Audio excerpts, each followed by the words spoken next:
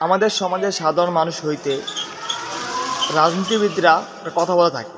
এই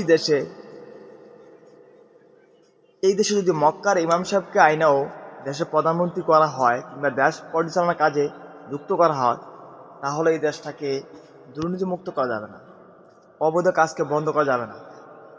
আমার মতে এই ধারণা একদম সম্পূর্ণ ভুল। একটা দেশকে কখনোই 100% দুর্নীতিমুক্ত করা যায় না। একটা দেশকে কখনোই 100% অনৈতিক কাজকে বন্ধ করা যায় না। কিন্তু আপনি 100% না পারলেও 85% পারা যাবে। আমাদের বাংলাদেশে দুর্নীতি, অনিয়ম, অনৈতিক কাজ অহরহ হচ্ছে। এগুলো চাইলে আপনি বন্ধ করে 5 থেকে 10% মাঝে নিয়ে আসতে পারেন। শুধু 2টি সেক্টর নিয়ে কাজ করলে হয়। শুধু 2টি সেক্টর, মাত্র 2টি সেক্টর নিয়ে কাজ করলেই সম্ভব। একটা সেক্টর হইল প্রশাসন। প্রশাসন একদম সকল হইতে যে প্রশাসনের বিরুদ্ধে দুর্নীতি কোনো কিছু পাইলেই তাকে সাজা এত ভয়ঙ্কর দিতে হবে যে ওই সাজার ভয়ে প্রশাসন দুর্নীতি করবে না। আর একটা সেক্টর হইল গণমাধ্যম। সংবাদ মাধ্যম কর্মীদেরকে এতটাই স্বচ্ছ থাকতে হবে, তাদের স্বচ্ছর উপর ডিপেন্ড করবে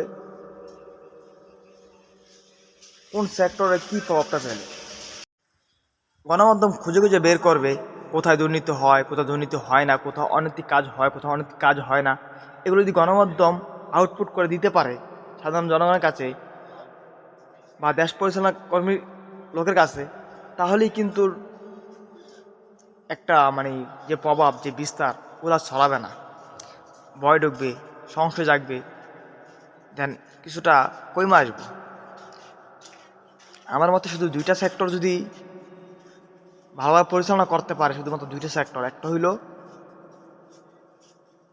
প্রশাসন, আরেকটা হইল গণমাধ্যম। এই 2টা সেক্টর যদি একদম সঠিকভাবে নিয়ন্ত্রণ করতে পারে, তাহলে দেশের অনৈতিক, অনিয়ম, দুর্নীতি কমে আনা সম্ভব।